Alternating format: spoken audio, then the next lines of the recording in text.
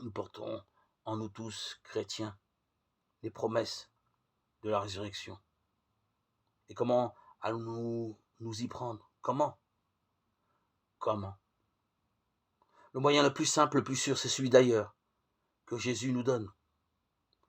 C'est de prendre soin de cette vie créatrice, de cette vie qui triomphe de la mort, de cette vie qui porte la promesse de la résurrection, d'en prendre soin dans les autres.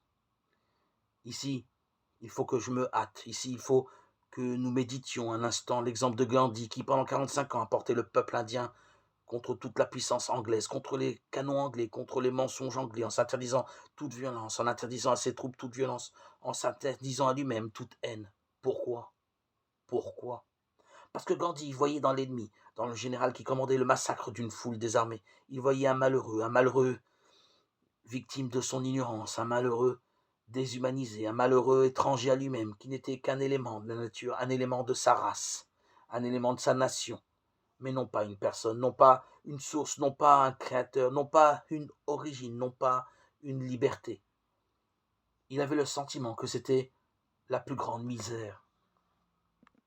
Et il voulait d'abord sauver cet ennemi, le sauver de lui-même. Il voulait qu'il devienne conscient de son injustice, qu'il la désavoue lui-même. Et Gandhi jeûnait. Il jeûnait jusqu'à la mort. Il était frappé, piétiné, insulté, bafoué, comme il mourra d'ailleurs, assassiné.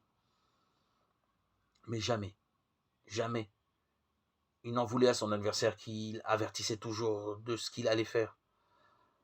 Voilà ce que je vais faire. Vous me mettrez en prison. J'irai joyeusement en prison. Vous me ferez mourir, tant mieux. Je ne céderai jamais parce que c'est juste. Mais je ne vous ferai jamais aucun mal parce que vous vous en faites à vous-même plus que vous ne pourrez jamais nous en faire, parce que vous êtes un malheureux, parce que vous êtes enfermé dans votre groupe, dans votre nation, parce que vous ne tenez qu'à la chair et au sang, que vous n'êtes pas encore un homme. Eh bien voilà, c'est dans cette direction que nous avons à prendre soin de la vie, car il est plus facile de sauver la vie dans les autres, parce qu'on les voit, parce qu'en les regardant, on sort de soi, et que c'est par là, justement, qu'on rejoint la source éternelle.